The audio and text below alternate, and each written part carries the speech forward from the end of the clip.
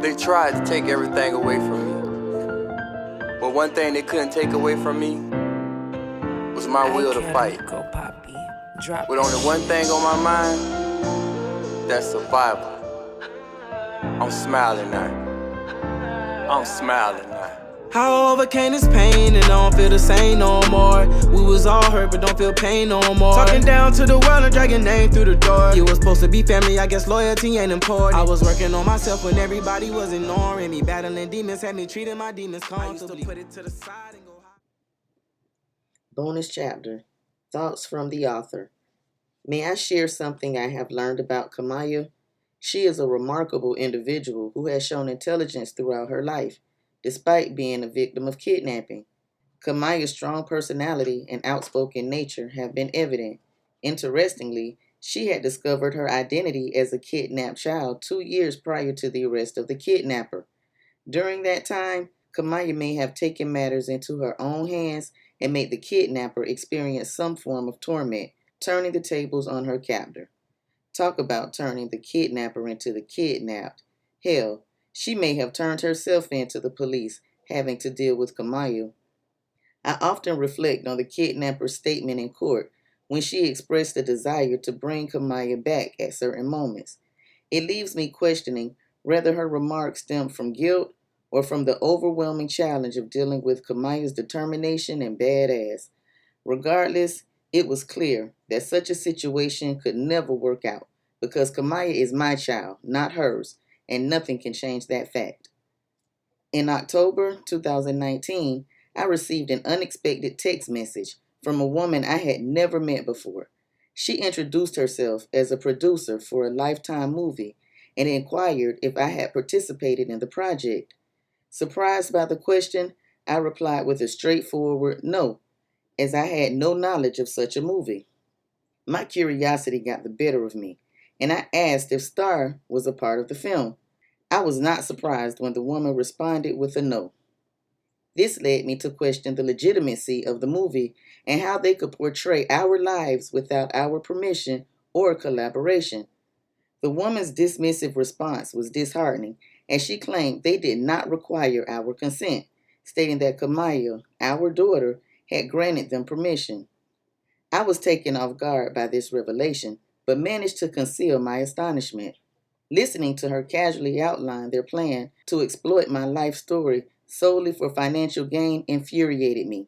It was a crucial moment in my life, and I wanted the opportunity to engage in a conversation with Kamiyah to provide clarity and express my own perspective. Unfortunately, that opportunity was taken away from me, and it became evident that their primary concern was profit, disregarding the truthfulness of the story and the potential harm it could cause. What truly baffled me was the fact that some people believed Lifetime could tell our story better than we could ourselves. It is disheartening to be labeled as money hungry when it is Lifetime who reaps all the financial benefits. Let's face the truth. Those with significant resources hold the upper hand, and they show little regard for our well-being. In such circumstances, it felt like there was nothing I could do to reclaim control over my own narrative. After ending the call with Lifetime, I immediately called Kamiyah to discuss this movie situation. I wanted to know if she was involved or if there had been a misunderstanding. Kamiyah confirmed that she was indeed involved, but expressed her frustration about the producer's approach. She wanted to be the one to inform me personally, not have someone do it on her behalf. I could sense her anger during the conversation. She assured me that she would call me back shortly and abruptly ended the call. Kamiyah called Lifetime and gave them a piece of her mind. Then, true to her word, Kamiyah called back, explaining that she had made a deal with Lifetime and her lawyer, whom I believed should have reached out to us directly instead of chasing his own fame and fortune. However, she clarified that this agreement had been made before we had grown closer in our relationship. As I continued my efforts to build a stronger bond with Kamiyah, I struggled to comprehend the situation fully. I could not help but wonder if her involvement in this movie without me meant that she did not trust me or had other reasons for keeping me at arm's length. Conflicting thoughts flooded my mind, amplified by the haunting echoes of Star, Kamiyah's mother, telling me repeatedly that I always let Kamiyah take advantage of me. She always told me that when I agreed with Kamiyah. It was a complex and frustrating and confusing time for me. What can I say? Weeks later, Kamiyah called me with a request. She asked if I would accompany her to New York City so she could finish shooting the movie. She assured me it would only take a week and added that it would give us some much needed time together. She also told me that Lifetime would cover all the expenses. Initially, I was hesitant to get involved, knowing that it was not my movie and feeling skeptical about their motive. However, I could not bring myself to turn down my daughter. I had just reunited with her, and I could not let my feelings hinder our growing bond and the opportunity to spend quality time together. I had been waiting for this day to come, so I mustered the courage to say yes. And on November 18th, 2019, we embarked on our journey to New York City. We arrived in frigid and bustling New York City, completely unaccustomed to the sight of so many people hurriedly walking through the snowy sidewalks.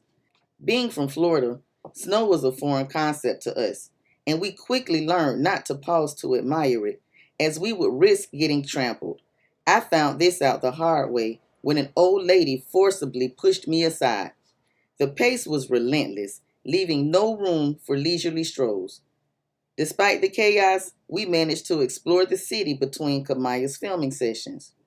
We took the time to dine out and visit popular attractions like the Empire State Building, the morning show, the Wax Museum, and ice skating. I could not resist trying a New York hot dog, but to my surprise, it tasted no different from the ones back in Florida. Nevertheless, we enjoyed each other's company and made lasting memories. On the final day, the host of the show asked if I would join Kamiyah for a couple of shots, like sitting at a table like we were eating breakfast together. I agreed, appreciative of the wonderful time they had shown us in the city. Soon after, the host asked for a brief interview. I remember wondering, did I just get tricked? But I obliged. It is important to emphasize that I was not involved in the movie whatsoever. In fact, I was not even aware that the host, whose name I will not mention, played a significant role in its production. We never witnessed any part of the filming process. They did not want me to see the segments they had created without my knowledge or consent. As I have stated before, I had absolutely no connection to the movie, but we were treated well. The trip was fun, but there was no place like home. We left the next morning. I know it sounds crazy, but I have witnessed my daughter's remarkable transformation from a teenager to an adult over the past few years. Despite the years of separation, Kamiyah has seamlessly become an integral part of our family, and I cherish the process of getting to know her and see her having a good relationship with her sisters and brothers. Now, with the passage of time, I felt prepared to confront the woman responsible for Kamiyah's kidnapping.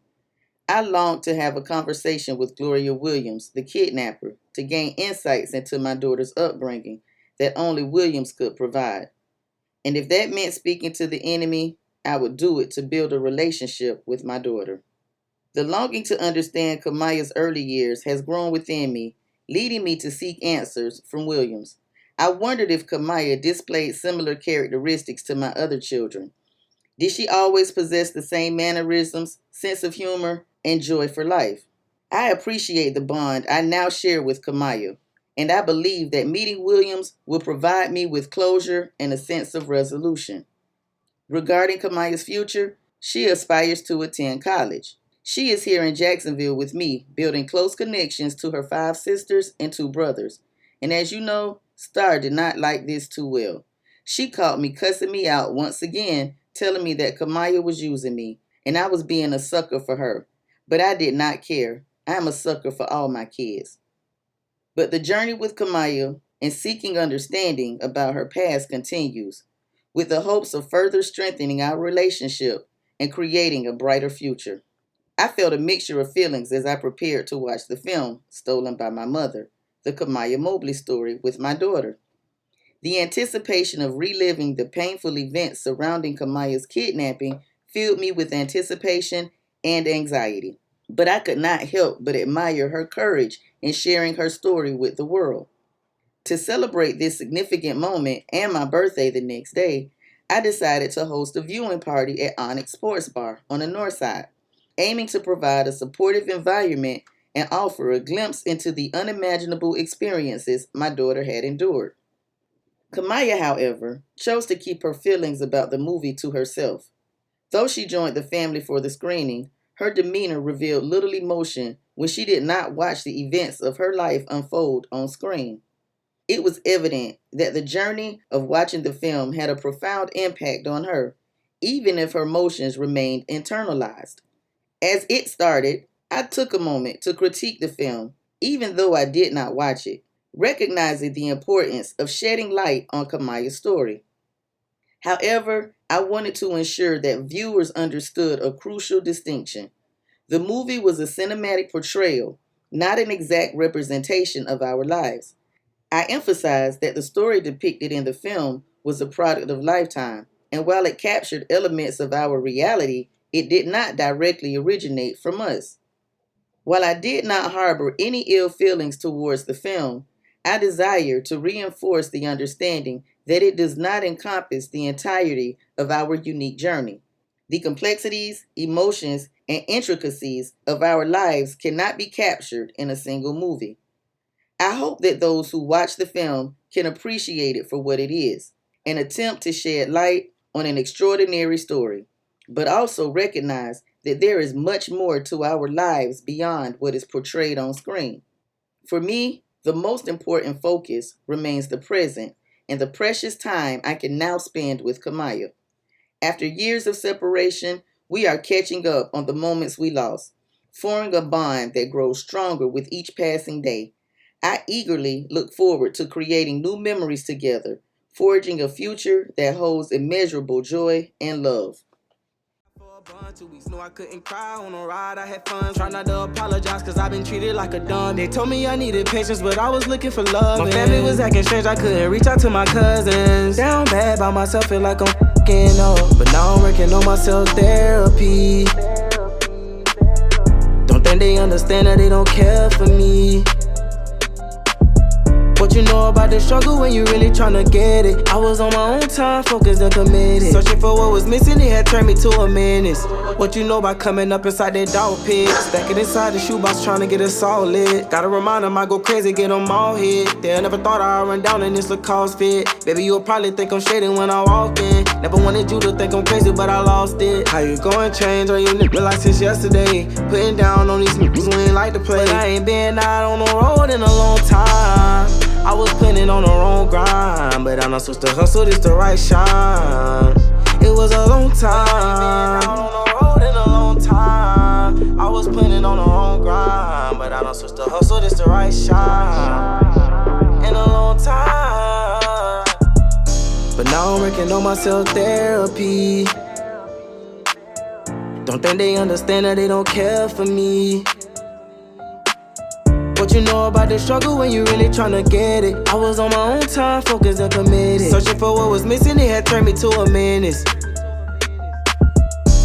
Man, I remember it was times I didn't think I was gonna make it. I ain't have no goal, I ain't have no future for life. But shit, I'm here now. My baby by